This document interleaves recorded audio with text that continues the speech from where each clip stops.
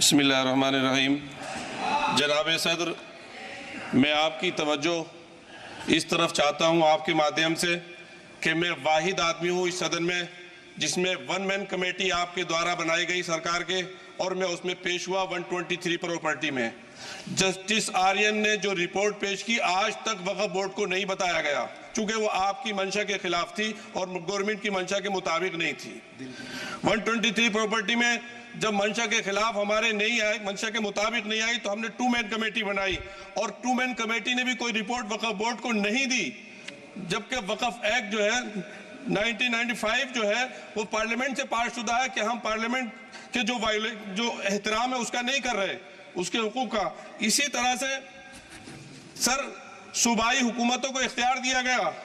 Sir Hindu endowment में जो कर्नाटका और तमिलनाडु में है वहां कोई मुस्लिम नहीं हो सकता, और 26 में आर्टिकल 26 का वायोलेशन है। 4 धाम में ये लिखा हुआ वाज़े तौर पर कि सिर्फ हिंदू होगा। बिहार उड़ीसा में भी यही लिखा हुआ है। पंजाब हरियाणा में गुरुद्वारा प्रबंधक कमेटी में सिर्फ सिख होगा ओनली, और ये उनका अधिकार है जिसको माना गया है। लेकिन मुस्लिम के साथ में यह अन्याय क्यों है? और सुन लीजिए सर मैं आपकी तवज्जो के चाहता हूं, दुनिया का सबसे पहला वक़्फ़ खाने काबा मक्के में है। क्या हम उसके ऊपर भी सवाल उठाएंगे कि वहां पर भी हमारा कोई हिंदू भाई हो? हम अपने वकार को, अपनी इज्जत को, अपने मुल्क की अपने शान को, अपने संविधान को खुद अपने पैरों तले रौंद रहे हैं। और वक़्फ़ एक मुसलमानों का मजहबी अमल है, एक मजहबी फरीजा है। इससे उनको महरूम कॉन्स्टिट्यूशन के जरिए से भी कोई ताकत नहीं कर सकती।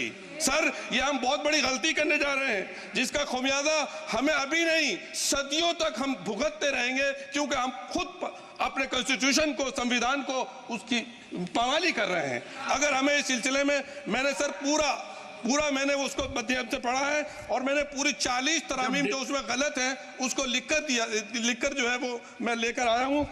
सर इसके जरिए से सरकारी अमले को बाज़ाब्ता तौर पर यह हक आखिर कलेक्टर को दिया जा रहा है। सर्वे कमिश्नर के इख्तियारात खत्म किए जा रहे हैं। आखिर सर्वे कमिश्नर भी तो गवर्नमेंट ऑफ इंडिया का होता है। सर ऐसे कैसे कर सकते हैं हम? और फिर सर उसमें मेरे मजहब के मुतालिक चीजें हैं तो वो कैसे कोई दूसरा तय करेगा? क्या कुरान में क्या लिखा है, फिक़ा में क्या लिखा है, इस्लाम में क्या लिखा है, ये आप तय करेंगे या मैं तय करूंगा? सर इससे हम मजहब में दखल अंदाजी कर रहे हैं, इंटरफेरेंस ऑफ द रिलीजन कर रहे हैं। सर इस तरह के कवानीन से मुल्क की साख को नुकसान पहुंचेगा।